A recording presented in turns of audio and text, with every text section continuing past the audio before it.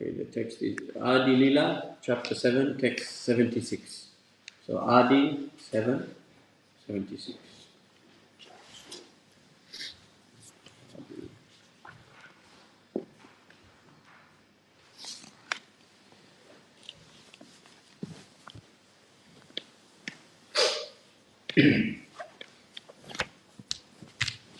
Jaya Jaya Sri Caitanya Jaya Nityananda. Jaya Sri Chaitanya Jaya Nityananda. Jaya Jaya Sri Caitanya Jaya Nityananda. Jaya Chaitanya Jaya Nityananda. Jaya Dvaita Chandra Jaya Gaura Bhakta Vrinda. Jaya Dvaita Chandra Jaya Gaura Bhakta Vrinda.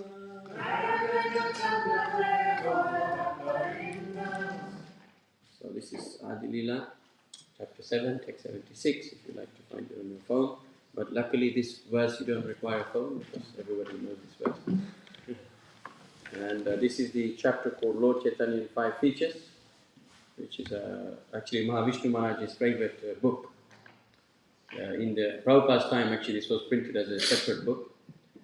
Now, maybe in India you can find it, Indian BBT, otherwise it's only within Chaitanya Charitamrita. But this is a very important chapter. So, and today's verse is none other than the Hare Nam Maiva Kevalam verse.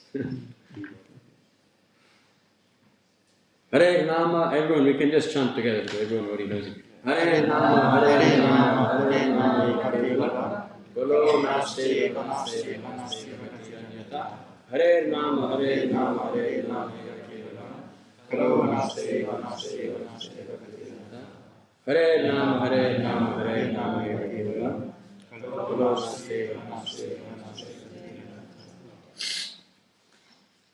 So this is a very important verse, as we all know, because this is emphasizing the importance of the chanting of the holy name. So today we're going to study a little bit about what is Yuga Dharma, what is the meaning of Yuga Dharma, and we'll study this particular verse. We'll study the Hare Krishna Mahamantra, and we'll study what is the difference between forms of chanting this name and different things like that. So first we'll look at the text itself. So this actually text is coming from the Puranas, but Lord Chaitanya quotes it because it's very emphatic about the chanting of the holy name. And that was one of the reasons Lord Chaitanya came to inaugurate the Yuga Dharma. Therefore it's explained in Srimad Bhagavatam that Krishna Varna, Tisha Krishna, that he comes, although he comes in the category of Krishna, he doesn't come in the color of Krishna, which is black, but he comes as a golden form. Therefore he is known as Gauranga, one who is golden formed. Sangom Pangasha Parshadam. And he comes with all of his associates and all of his personal effects. Generally Vishnu, his personal effects means his weapons. And especially Vishnu and Narayan, then you have the Shankha, Chakra, Gada, Padma. But Lord Chaitanya, he comes a little bit different. Why? Because he comes in the form of a devotee. And it's explained that he comes, his personal effects, for instance, is the sannyas staff and the water pot. So that's described in one nice song. So then, Yagya is Sankirtana Praya, that he has come to inaugurate the Sankirtan Yagya, and those who are considered Sumedhasaha, of good intelligence, then they will participate in that Sankirtan Yagya. So it's very important, and therefore Lord Chaitanya has come. But actually the holy name is actually the form of the Lord in this age. And Lord Chaitanya is the one who has come to inaugurate that form. So that is what is referred to as Yuga Dharma. That is the form which one worships the Lord in this age. Let's see here. So I'll read the translation and the purport we'll do step by step because it's quite long. So we'll just do it step by step. So all of you already know, but we'll read it.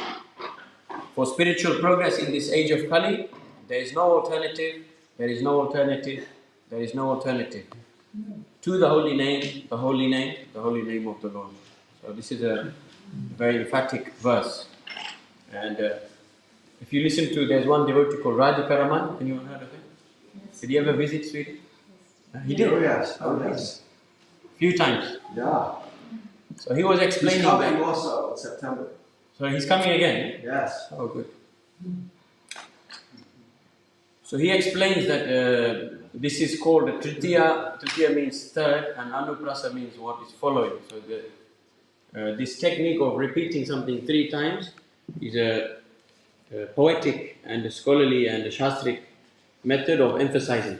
So if you say something 3 times, then it has the utmost emphasis. In other words, of superlative importance.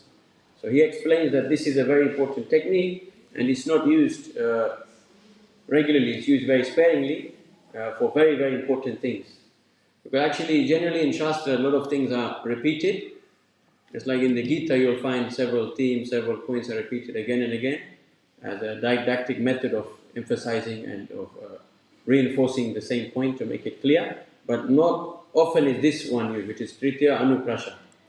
Just general repetition here explained, that's called Punarukti. Punar means to do again, and Ukti means to speak, right? Like Uvacha, you say. So Punarukti just means to repeat. So that is generally used very often, but this repetition, the subset of these types of repetition, the triple repetition, that's very sparingly used. So that means that this is a very, very important verse. And if you look at the translation, not only is it used to say Hare Nama, but also Kolo Nasteva, Nasteva, Nasteva, 3 times for both of them. So specifically all mantras, all names, the Hare Krishna mantra or the name of Hari is very important. And not only that is what's important, but specifically why it's important, that there's no other way. That's also repeated 3 times. So it's actually very rare, it's extremely rare that you will find a verse which is like this, emphasizing so much. So therefore it's very important. And not only is it repeating 3 times, but Hare Nama is used in the possessive case. So that means it's very important, because generally you say Hari Nama, right? But when you put in possessive case, then you're also emphasizing that way as well, that is Lord Hari's name only. Because we find that there are so many demigods, right? It's just like in the Vedas it is explained that there is a 33 koti. 33 koti has 2 meanings. Generally we think it means 33 million demigods. But actually traditionally commentators say that 33 koti means 33 varieties of demigods. Like Adityas, Vasus, Indra, all of these. So there are 33 principal demigods, but only the name of Hari is the way which you can get liberation in this age. You can get the goal of life.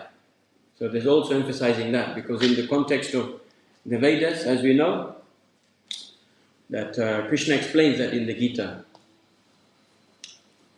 that the Vedas generally they're dealing with the fruitive activity. They're generally emphasizing karma kanda, and karma kanda means generally working with the demigods. It's like if you want to do something in society, in the government, then you may, if you want to work, get some land, do some projects with the land, agriculture, then you'll go to Ministry of Agriculture. If you're interested in maybe improving the water system, the cleanliness of the water, the renewability of the water, whatever it is, then you have to go to the water department. So because people are interested in material, worldly things, then they have to approach gods. They want to approach gods in order to petition them for various things. But this verse is explaining that actually no, only the name of Hari is what can save you. Therefore, Nasteva Gatir Anyata. Gata means to go. Like in English you have the word go, that's a cognate with Ga in Sanskrit, means to go. And Gatir Anyata. Anyata means there is no other way. So 3 times emphasized. So that's very important to realize that not only is Hari's name is important, but that there is no other way in this age of Kali. Kolo Nasti Eva. And Eva itself means certainly or definitely, so it's emphasizing there as well. So we can look a little bit at the purport. So I'll read the first paragraph. For progress in spiritual life, the Shastras recommend meditation in Satya Yuga, sacrifice for the satisfaction of Lord Vishnu in Treta Yuga, and gorgeous deity worship of the Lord in the temple in Dwapara Yuga. But in the age of Kali, one can achieve spiritual progress only by chanting the holy name of the Lord. This is confirmed in various scriptures. In Srimad Bhagavatam, there are many references to this fact.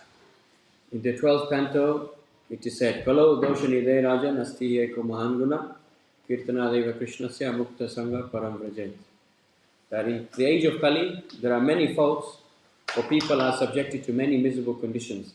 Yet in this age, there is one great benediction, that simply by chanting the Hare Krishna mantra, one can be freed from all material contamination and thus be elevated to the spiritual world. So in the beginning of this paragraph, Prabhupada is explaining about the 4 Yuga Dharmas. So there are 4 Yugas, right, in this, what you call, cyclical concept of time. Generally in Western culture, Christianity, and also then, because it's influenced by Christianity, modern science, that they have the unproved assumption that time is linear. So therefore, this concept of Chatur Yugas is not present. Although you find it in pre-Abrahamic, most pre-Abrahamic cultures of the world, that's like in Greek philosophy, they have the 4 ages, sometimes it's described as 5, like the golden, silver, bronze, iron, is it? Something like that. Sometimes they also say 5, but that is basically the same idea as the 4 yugas in the Vedic culture.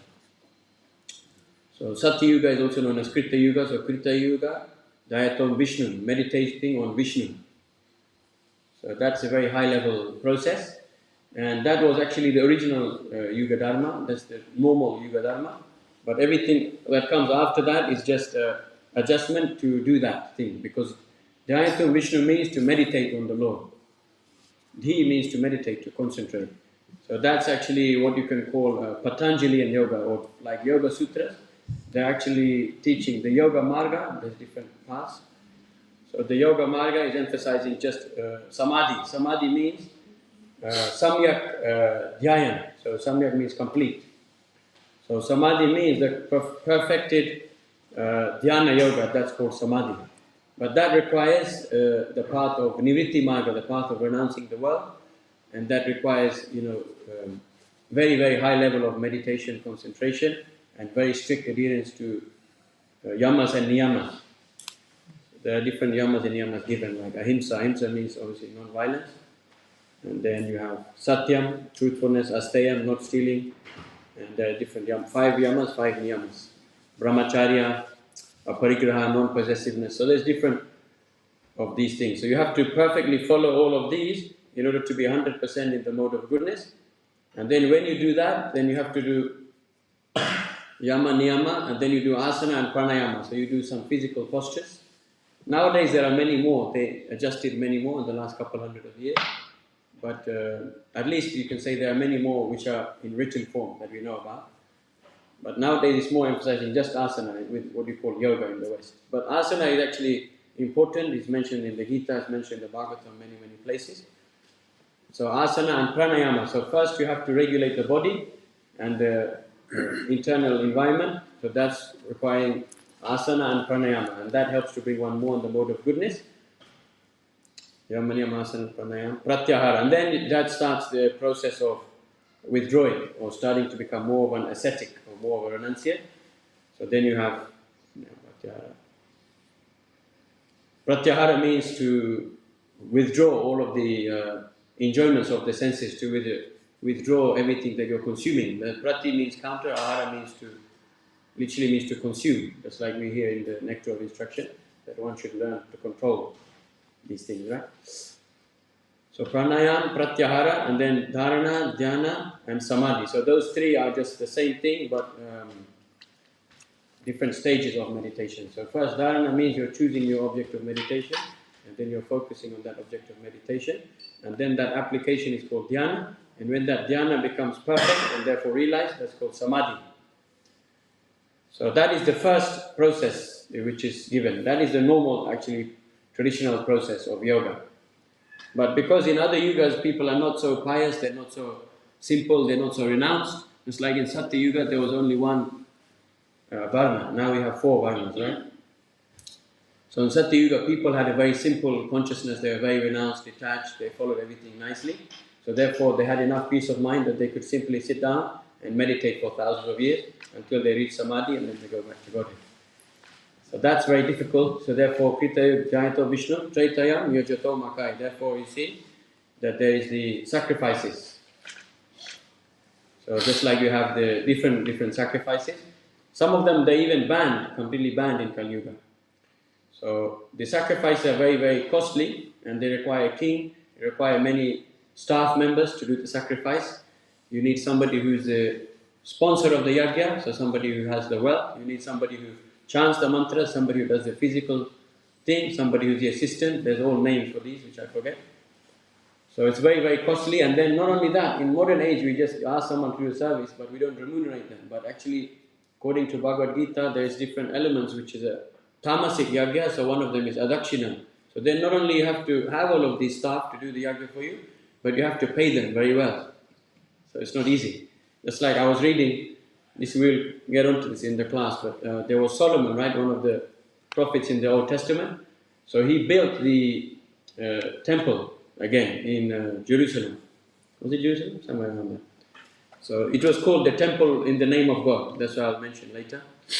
But he actually had to pay so much to the people. He would give them like 1 ton of wheat. He would give them like 12,000 liters of wine. He had to pay them so many things in order to do this. So in a similar way, in order to do these yajnas, then there are so many brahmanas, and then you have to gorgeously remunerate them for their time, for their energy. And then you have to have ghee and so many grains. So even in the modern age, dairy is very expensive, right? Maybe not in England, but in generally a lot of countries. But actually, meat and dairy would be about 7 to 10 times more expensive if it was not subsidized by the government and they didn't use very kind of abusive farming techniques or animal husbandry techniques in order to, just like keeping them in very small pens, feeding them complete junk, and like doing so many things which we know about in the slaughterhouses, right? So actually, ghee is extremely expensive, therefore referred to, although it's also in other reasons, but one reason it's referred to as liquid gold is because gold is very expensive, limited resource. Ghee is also very expensive. So therefore, they had to use so much ghee, so many grains, so many resources. So therefore, that was very, very difficult to do. Only kings they could sponsor, or very rich people could sponsor such things. And those things are also banned in Kali Yuga. There was one. There are 5 things which are banned in Kali Yuga. Does anyone remember what they are? One we know always because it's famous. Anyone remember what one of the 5 things banned in Kali Yuga? Jyotish? Well, not according to this verse. I'm not sure in general. Maybe there's another verse somewhere. But not, yeah, maybe. I don't know. Taking sannyas? Taking sannyas, then? Of doing horse yagya. Horse yagya, yeah. Doing, what is that? Anyone Offering remember? a meat to the forefathers? Yep. Then 2 more. Begetting a child as a vikar, as a substitute for a brother. Through the brother, yeah. And then last one. Gavalambhyam. What does it mean, Gavalambhyam? This is Lord Chaitanya discussed with Chand Kazi, if you remember. Because Chand Kazi was saying, well, you also sacrifice animals. Offering a cow. Cow, yes. So those 5 things are banned. But actually in Satya and Treta Yuga, there were very, very qualified brahmanas and spiritualists and rishis. So they could do all of these 5 things. But gradually these things became reduced in the possibility to do them. So Ashwamedam Gavalambhyam Sannyasam Palapaitikam, and then Devarena Sutopatim Kalo Panchavivajaya. So this is actually in Rajasic Purana. So sometimes people they say, especially Ritviks or people who are kind of have a vendetta against the sannyas ashram, that why do we have sannyas in ISKCON? It's not allowed. He says it in Shastra. And so they asked this to Srila Bhaktisiddhanta Saraswati Thakur, because he was, because if you study our Sampradaya, generally it's more renunciants or Babajis and Grihasthas. So, but he wanted to preach, because obviously most of the Vaishnavas in India, they are Madhva followers, Sri Vaishnavas, and Vallabh followers. Well, at that time, Vallabh was starting, but different Sampradayas. So, they were asking, because Lord Chaitanya Sampradaya is not really so much sannyas, although Lord Chaitanya himself too, but generally we don't emphasize. But Bhaktisiddhanta Saraswati Thakur, he wanted to put a lot of emphasis on sannyas, because that was what was respected at the time, and that was what other Vaishnava lines also had. But then they asked him that, why are you doing this sannyas? It says clearly here, I forget which Purana, I think it's Brahma Vaivata. They said that, why do you put this sannyas in your preaching method, and you're giving so many people sannyas? And many of them fell down as well. Not only in ISKCON, sometimes we complain that, oh, ISKCON is bad. Actually, so that's the nature of Kali Yuga.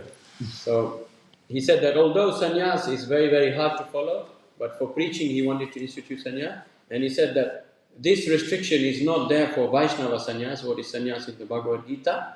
Like in Bhagavad Gita says that a real sannyasi is not just one who cannot light fire and do certain external karma kind of things, but he is, anashita karma phalam. He is detached from the phala, the karma phala, and he is acting in the service of the Lord. So that's a different type of sannyas. So karma sannyas, that is what's banned in Kali Yuga. Bhaktisiddhanta Saraswati Thakur explained. Is karma kanda type of sannyas, because it's a rajasic Purana. So it's in the context of what mode it's in. Not necessarily what mode it's in, but what mode of people is a target audience. So therefore he explained that no, actually our sannyas is different. This is the Bhagavata sannyas, so it's different than the karma sannyas. Therefore in Rupa Goswami he put so much emphasis, like Yukta Vairagam Uchate, Anasakta Vishaya, that one? Yeah. Anasaktasya Vishayan, Yatarhan Upayunjata, Nirbandha Krishna Sambandhe, Yukta Vairagam Uchate. This is the sannyas which Bhaktisiddhanta Saraswati Thakur was establishing. That being detached from the sense objects, one uses them in the service of the Lord. And therefore he did very extremely controversial things, like wearing expensive British shoes, going in a Rolls Royce to Radhapur, which everyone were very, very strict. Babaji is very renounced. And everyone was taking Siddha Pranali, they were taking initiation, and then you get given your form. So Bhaktisiddhanta Saraswati Thakur, he wanted to challenge them, because they were doing, externally they were very renounced, but internally they were smoking and having so many girlfriends and so many things, but they are saying we're Babajis. So he was saying, although I have externally so many things, I'm completely renounced and I'm following sannyas. So he wanted to teach that actually to preach Krishna consciousness, that is the sannyas in Kali Yuga. So then we understand that those different items are banned. Sannyas, karma sannyas. Then cow sacrifice means you put the cow in the fire, old one and a new one comes out. But that nobody can do in Kali Yuga. And horse sacrifice. And then Pala Paitrika means offering of flesh to the forefathers. Just in general, Pinda is not recommended also in Kali Yuga, which means the worshipping the forefathers. If you study all actually non-Abrahamic religions around the world, basically all of them, they all have emphasis on worshipping forefathers. Although Bible itself says honor thy father and mother as one of the commandments, but they were very strict, like only Yeshua, only the God of the Old Testament, and then Jesus later on. But actually, if you go to Japan, China, if you study even the native, like Scandinavian, Nordic, even Celtic, all of these groups, they all have emphasis on the forefathers. Because they understood the principle of appreciation, that if you want to advance, then you must give thanks to what you've received. But that is not recommended, especially offering meat to the forefathers. And then what was the last one? Devarena Sutopatim. So if you're infertile, then the brother can donate their sperm for the wife. But obviously in Kali Yuga, we see even to be married is not easy, let alone mixing of these things. So all of these things are banned in Kali Yuga. And then Dwapare Paricharyayam, that in Dwapara Yuga, the deity worship and doing all kinds of ceremonies in order to worship the Lord. We all know that that's very difficult as well. Even in ISKCON, we find it hard sometimes to get enough pujaris, to have enough budget to offer the adequate things for the Lord. And also, real deity worship means very high level of deity worship. That's called Vedic Vidhi. But we only follow a more simplified version, which is called Pancharatrik Vidhi, which is a little bit easier to follow.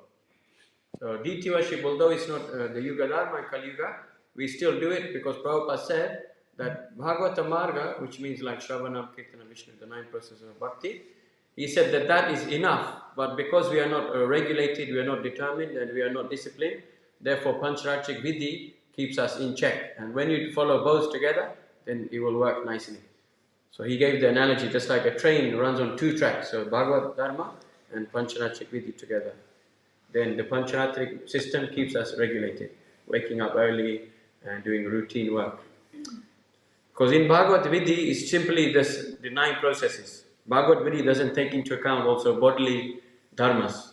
But Pancharachik Vidhi, and especially Vedic, traditional Vedic Vidhi, is emphasizing also the specific roles according to Varna, gender and ashram, all of these. Whereas Bhagavad Vidhi doesn't really take into account those things. So to be on that level is not easy. Therefore Prabhupada emphasized Varnashram, especially in his late years, and also a Pancharatric system, as supports, a lambana to the process of Bhagavad Dharma. And then, Kalotat, what is the Yuga Dharma in Kali Yuga? Someone remembers? Hari Kirtana, yeah. So that's very important. Not only Kirtan, but Hari Kirtan, because Lord Hari is the Supreme Personality of Godhead, and not only Shravanam, but especially Kirtanam. So therefore, this is considered the Yuga Dharma in this age. So that is explained also by the six Goswamis, that what does it mean, Kirtan? Kirtan means Bahubir Militva Kirtyati Iti Sankirtan, that when people congregate in a plural number, and Militva Kirtyati, to glorify the Lord, that is what is defined as Kirtan. So although Japa is very important, that is not the Yuga Dharma. But Srila Prabhupada also emphasized Japa because Japa helps to deepen our relationship with the Lord, because it's a pure one-on-one phone call with the Lord. Whereas when you do Kirtan, there can be many distractions, right? Hridayananda Maharaj explains, he says, why did Prabhupada, there are many rules which we shouldn't do, 4 rules, but he only gave one thing we should do. So he said, why? Because other services, there's always some subtle impetus, some subtle labha, puja, pratishtha, some recognition, some name and fame, some internal glory can be there. But when you're doing japa, then there's none of that. It's impossible. Just like if you give a lecture and you give nice lecture, someone say, "Oh, Prabhu, very nice." So then the ego feels, "Oh, I'm very nice." See? Somebody said. Or if you do deity worship very lovely, people think, "Wow, very expert." He knows all the mudras and everything. He knows many mantras. So they say, "Wow, this person is very advanced devotee." So then you feel, "Oh, I'm a big pujari now." Or if you can cook very nice, then people will glorify you. So then you feel, "Oh, I'm a big cook now." So whatever you do, we get some recognition, some name, fame if you do it nicely. But japa, if you do it nicely, nobody knows. Because it's not enough simply to sit in lotus position, very straight, very serious face and chant. Because even one of our gurus, who later did so many crazy things in ISKCON, he was famous for sitting very powerfully. He wouldn't leave the seat and just chant like this. But later they found many bodies in the ground and so many things without getting in there. You all know if you know. If you know, you know, they say. So we can see that externally you can't tell who is chanting pure japa. So there is no name and fame in chanting japa. Japa is very pure because when you chant japa, there is no material motivation. If you eat prasadam, it's very tasty. If you do kirtan, it's nice music. If you see the deities, they look very beautiful, right? It's like once Bhaktisiddhanta Saraswati Thakur, someone came in, he was giving Harikatha, they came in, they took darshan and left. So as they were leaving, he says, "Did you enjoy your eye massage?" He said, more important than to see the deity is to hear about the deity. And by hearing, then you can see the deity. So there are many external motivations. Either we get some name, fame, position, recognition, distinction, or we get some enjoyment, some pleasure. That's like, in Kirtan it's like very nice musical, nice group atmosphere. But when you do japa, there is no material motivation.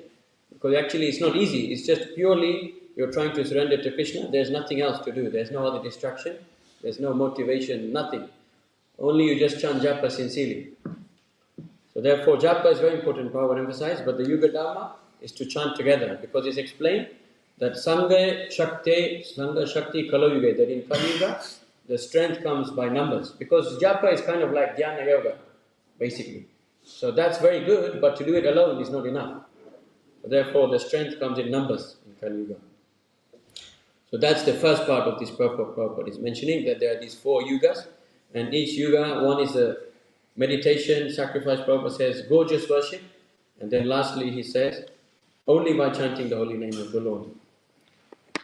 But we know that then he quotes, next part of the purport, that Kalo Dosha Nidhe Rajan, this verse, that Kali Yuga is an ocean of faults, but there is one good quality, Mahan Guna, Kirtana Deva Krishnasya Mukta Sangha Paramraja. That simply by chanting the holy name of Krishna, one will become liberated and get the highest goal, which is also the same thing mentioned here, Paramraja and Gati Ranyata, same thing. So we know that Kali Yuga is an ocean of faults, right? There's many, many difficult things. What is that verse? Which is describing the faults of Kali Yuga. How does it start? Okay. Anyway, there are different folds. How did it start? Prayena alpa ayushat sabha kalo asmin yugejana manda sumanda mateo manda bhagya yupadrita. How does it start again? Yeah, so the life is very short. Prayena alpa ayusha. The life is very short. Kalabasmin yugejana. This is the nature of the people in Kali Yuga. And they're very foolish and they're misguided. Manda sumanda mateo. And they're very low in intelligence. Manda bhagya. And they're very unfortunate. And upadruta means. So anyway, so this is that verse that in Kali Yuga there are so many problems. And it's explained that tatas chanu dinam dharma, that every day in Kali Yuga, dinam means day, so tatas chanu anu dinam dharma, satyam, socham, shama and daya, they gradually all reducing, already finished. So satyam, truthfulness, satyam, socham, cleanliness, shama, forgiveness, mercy, and daya, mercy. So these four things they are reduced, and in Kali Yuga generally is considered only one leg of dharma is still there, which is satyam. So I always wondered what does it mean satyam, because we don't seem like we have much truthfulness in Kali Yuga. So I heard from Keshav Maharaj in 2 different lectures.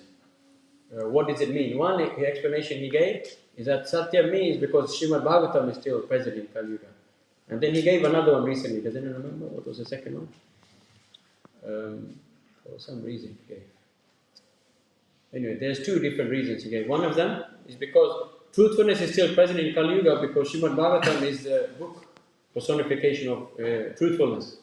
So therefore Srimad Bhagavatam was given specifically for Kali Yuga. That's also explained in the Bhagavatam.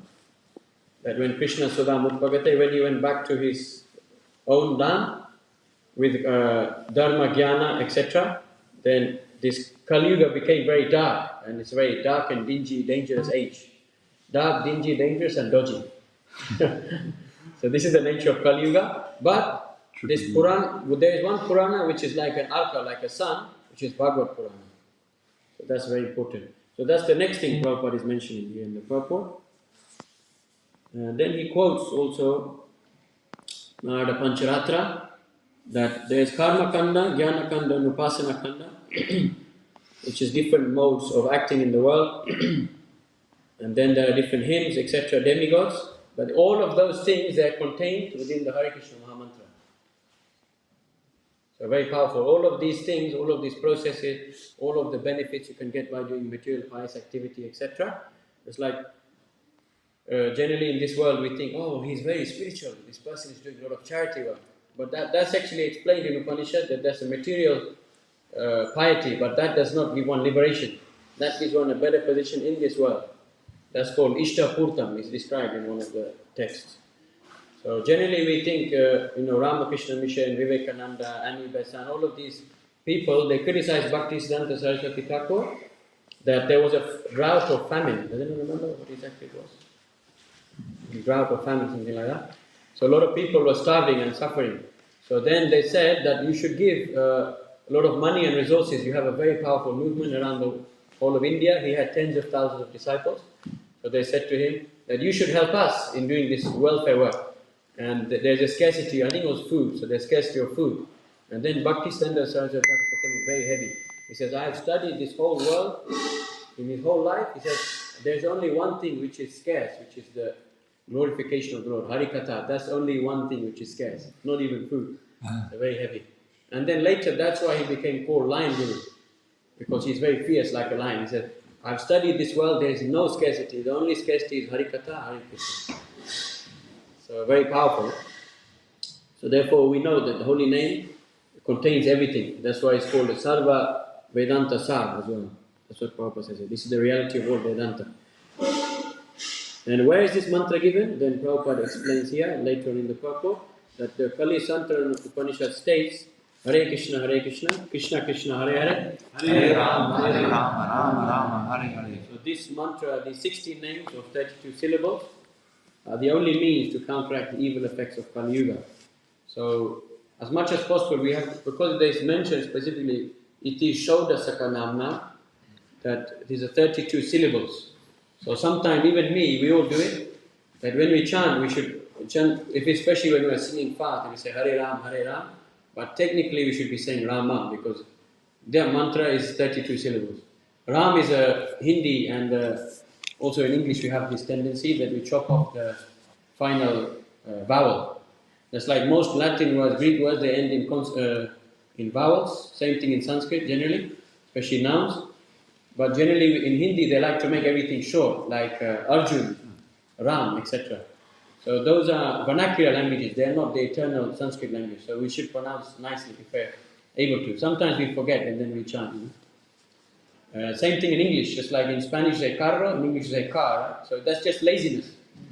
So we shorten everything because we want it to be easy. So, but we should try and chant and remember Rama. I see sometimes there is a vendetta against Ramo. So once they asked Srila Bhakti-Vikas Maharaj, because he's fluent Bengali, Hindi, etc., and very expert in Sanskrit, so they asked him that why does these devotees say Ramo? You know, there's one anecdote, we don't know directly for sure if it said, but they said, Prabhupada said to Vishnu Jan Swami that he was spoiling the movement chanting this Ramo. We don't know, it's not directly there in database, but somebody said anecdotal story.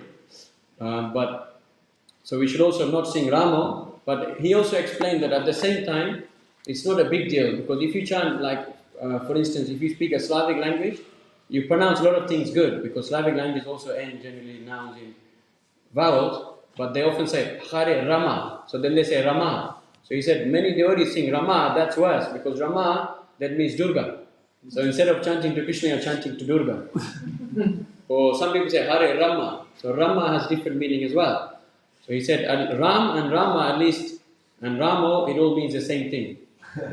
So the reason why do people sing Ramo, because when you sing high, then O requires less stretching of your vocal cords, so it's easier to sing. So it's a natural biological reflex to turn A's into O's. So he explained that in Bengali it's very common. He said maybe even the Acharyas may have sung in a Bengali accent, we don't know. He said although it's not the correct vowel, but we should be more wary of if we change a vowel and the meaning changes. That's more dangerous. So then he quotes Narayan Samhita that in Dwapara Yuga, one can satisfy Krishna or Vishnu by worshipping according to Dita Pancharaksha system. And in the age of Kali Yuga, one can satisfy and worship the Supreme by chanting the holy name. Then he quotes a very big text by Jiva Goswami in Sanskrit and giving a lot of evidence why the Hare Krishna mantra is important. It's quite a big purport. Then later he emphasizes, again, deity worship and the balance of deity worship and chanting the holy name. We have only a few minutes left, so I'll just show you, read to you one very nice verse which I found yesterday about the difference between Harinam Sankirtan and Japa. So it's explained. Japato Harinamani stane shata gunadika atmanam cha punati uche Japa Shrotrin Punati Cha. So it's explaining that compared to Japa of the holy name, Harinamani, that performing the loud chanting of the holy name is 100 times better. And any person who chants Japa, they purify themselves. But if you chant loudly in Kirtan, then Japa and Shrotrin, both the chanter and the hearer become purified. Punati Cha. So that's also very important. And what is the best way to do Harinam Sankirtan is to do it to reach the most people, right? Because as we already heard the definition that of Sankirtan, that complete Kirtan, complete glorification means that Bahubir Militva, when many people congregate. So the more people you have, the more powerful the yajna becomes. And so therefore also chanting outside in public was very much emphasized by Srila Prabhupada, because that has much more power. Just like if one person chants, there is some power, and if many people chant, there is 100 times the power. So the more you distribute the holy name, then the more and more the yajna becomes expanded in that way. So that's very important. And at the same time, just simply chanting is not enough. Just like we see online, there are many groups. There's one group with the bent tilak, and very bit like Sri Vaishnava. There is some Sai Baba groups, and there is some followers of another Baba from Vrindavan who was kind of Mayavadi. So they all chant Hare Krishna, and if you see their videos, many times they're much more famous than us. You can see around the world, they have millions and millions of views. But what is the difference between that chanting and this chanting? That is explained that Sampradaya Vihinaste Mantra Nishvalamata. That if you do not receive mantra in a proper Sampradaya, then the mantra does not have any fruit. And therefore, instead of becoming transcendental activity, at best it can become only pious activity. Because Acharyas explained that we have three types of chanting, right? So Nama Parad at best can give you punya, can give you material piety. So therefore, we see many of these people, they are externally chanting so nicely, but because they are not following in the line of Sampradaya, the mantra does not have an effect, which is that to give you the Gati Ranyatan, to give you the, what is the other verse? To give you the top Paramam Gati, to give you the topmost goal, the topmost destination, which is to go back to Krishna in the spiritual world. So that's very important and that's very strongly emphasized. So in that verse, it's explained that there are only 4 authorized Sampradayas.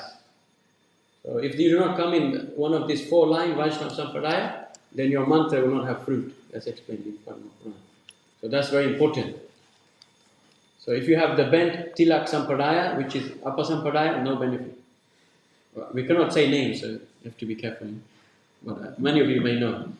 So there are many things which people do, there are many mantras people chant, but we know that Prabhupada has quoted already the Upanishads, the Vedas, original Shruti, you can say, literatures, that specifically the 16 word, 32 syllable mantra, that is the one which is given for Kali Yuga. And what does it say in that verse? Sarva Vedeshu Drishite. This is the vision of all of the Vedas, not only opinion, mati, but the vision. So vision is given more importance to opinion or to speaking. That's why it's called darshan, right? So that is the most important. So we'll just a couple of minutes left. Okay, so what is the Hare Krishna mantra? We have learned that there's 4 yugas. In this yuga is Hare Krishna Maha Mantra. Prabhupada also emphasized deity worship is important to balance our chanting. We have learned that japa is important and it's the most pure service because there is no external motivation. But also on top of that, grouping together and chanting congregationally is more powerful. So now the last 2 points is what is the meaning of the mantra and what is the other thing I wanted to discuss? Something else, I forget now. So what is the meaning of Hare Krishna Maha Mantra? So this was a controversy. I was really trying to find the original reference to this because I heard it like 6 years ago in a lecture. And I was trying to search online, I couldn't find. But just if my colleague memory serves me right, then it's right. If anyone knows the story, they can correct me. So if I understand correctly, the devotees were preaching in Hyderabad in the 70s, in Srila Prabhupada's time, and then they were interviewed in a newspaper. So in the newspaper, they were asking, what is the Hare Krishna Maha Mantra? So then they presented one perspective of what is Rama mean, because everyone knows what Krishna means, but Rama seems very confusing because there is Balaram, there is Parashuram, and there is Radharaman, and any other Ramas? Ramachandra, yeah. So one of the opinion, I forget which they put in the newspaper, it was either Ramachandra or Balaram. So then the Gaudiya Math, local, because Bhaktisanta opened 64 principal maths. So in Hyderabad they have a successful math there, especially that time. So they read the newspaper and then they were criticizing Srila Prabhupada. That why are you saying that it's this one, it should be Krishna. Rama is another name for Krishna, that's what it should be. So then they asked Srila Prabhupada that, some people they say, no, Hare Krishna Maha Mantra, it means Lord Ramachandra. Some they're saying it means Balaram, and some they're saying it means like Krishna, another name for Krishna. And so then Prabhupada said that actually there is no difference. And there is one verse which he quoted, that actually it's an offense to think that all of these forms of Krishna, they're different than each other. They're all one, they're all avatari. So, although we can say that demigod name and Krishna's name is different, but then all of the names of Krishna, they're all one, because all of the forms of Krishna, they're all the same tattva, they're all Vishnu tattva. So therefore he said that actually it refers to all of them, because it's all the same person. Although it's different forms, but it's the same Krishna behind them. So he said actually all of them, they're okay. So he gave a very good answer, everyone was satisfied. But Gaudiya Math, they were very strict, because obviously they're very well studied in Gaudiya Acharya's literatures. So, Gopal Guru, I think, in one of his books, then he explains what are the meanings. So he says that because also, this is not that story, but another story is what Hare means. That's another controversy. So he explains there that Hare means, because Hara is one name for Radharani or Shakti Tattva. So therefore Hara, and then when you put it in the vocative case, when you're calling, then that makes it Hare. So then they said, okay, Hare means Radharani, and then Krishna obviously means Krishna, and Rama is another name for Krishna. So it's also another name for just the Brahma in general, the material, spiritual energy in general. So he said that that refers to Radharaman. So that's another name for Krishna, right? So therefore Rama could also be Radharaman. So that's what one of the acharyas say. So there's, and also I think one of the six Goswami, they also say the same thing. But even Prabhupada and other places, then they say also Ramachandra. Some people say that. So we can understand all of these are correct because it's all the same Krishna at the end of the day. But then second controversy, because if you study Hari, generally it's always like Hare Nama, and then we heard Harinam Param, and then also in this other verse Prabhupada quoted, Hari is again mentioned. And then the same one I mentioned, Japato Hari Nam Nami. So it's always saying Hari's name all the time. So therefore Hare Krishna is just three names of Krishna, that's another option. Because Hari in vocative case becomes Hare also. So both Hari and Hara, grammatically they both can become Hare. So, but Prabhupada's answer was that they're all correct because they're all referring to Krishna. And Radharani is also connected to Krishna, so there's no harm. So, yeah, generally in India people like to be very picky about these things, but Srila Prabhupada, he emphasized that if according to Siddhanta is correct, then why not welcome all of them? There's no harm. So that's another very important point. And this is the last thing I wanted to mention, I forget. And then everything is covered.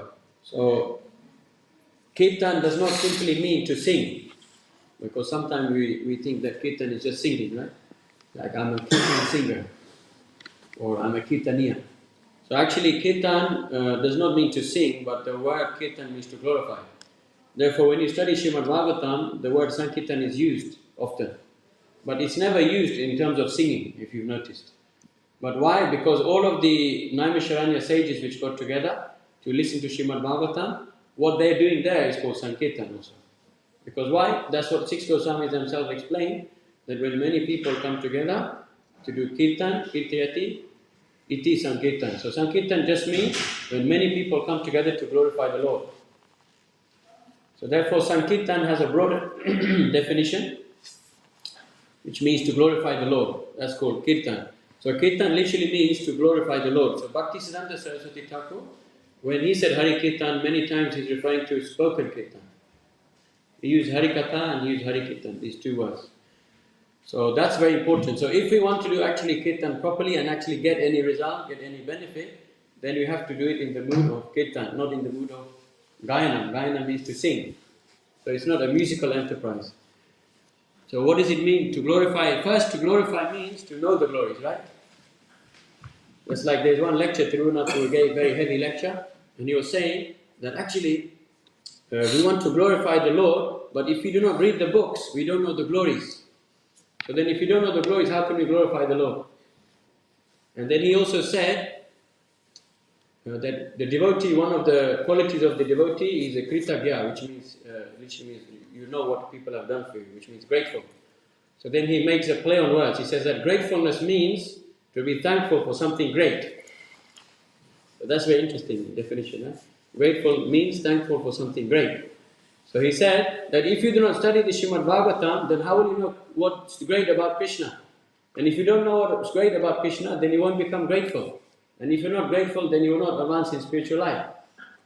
So therefore it's very important that Kirtan is not a musical enterprise, but Kirtan means to actually study Srila Prabhupada's books and to be able to glorify, not only in terms of singing nicely, 108 melodies an hour, all of these things.